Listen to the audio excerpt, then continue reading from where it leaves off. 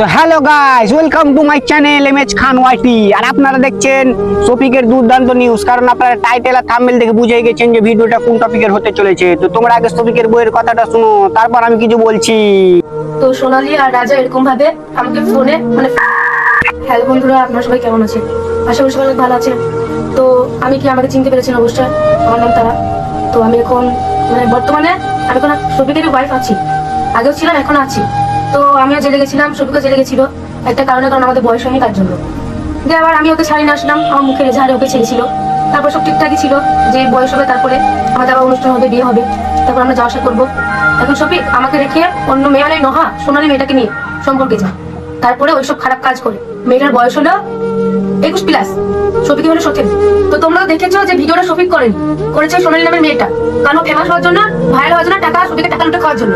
তো এখন টাকা পাচ্ছে, ইয়ে করছে, আর শফিককে ফাঁসিয়েছে, এটা 1 নম্বর কথা। আর মেয়েটা তোমরা দেখেছো যে মেয়েটা অন্য কোনো ছেলের সঙ্গেও ওরকম একটা খারাপ ভিডিও পোস্ট হয়েছে, কারণ মেয়েটার ওটা স্বভাব, ওটা করে লোকের কাছ থেকে টাকা নেই। ওর আগেকার এক্সের নাম হলো সৈকত, ওর কাছ থেকে ওসব করে ভিডিও নিয়ে ব্ল্যাকমেল করে কিছু অনেক টাকা নিয়েছে। আবার একটা আইফোন আছে, হয়তো ওই আইফোনটা ওই ছেলেটার সঙ্গে কিনে নিয়েছে।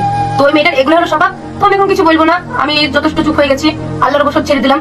তো সোনালী আর রাজা এরকম ভাবে আমাকে ফোন করে আমাকে এরকম করে ধমকি দেয় যে তোর স্বামীকে আমি জেলে ভরে দেবো যদি আমাদের কথা না শুনিস, যদি শফিককে ফোন করে বন্ধ না করিস। তারপর শফিককে যা যা বলতে বলে শফিক আমাকে গালাগালি করে, ওরাও গালাগালি করে অনেক।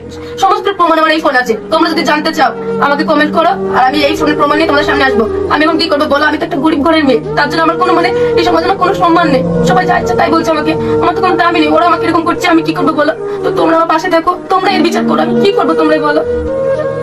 তো গাইস, তোমরা তো শুনলে শফিকের বউ কি বললো। শফিকের বউকে নাকি ব্ল্যাকমেল করছে, আর শফিকের বউ বলছে যে আমি গরিব মানুষ, আমি কিভাবে সব মেনটেন করব, সব সমস্যার সমাধান করব।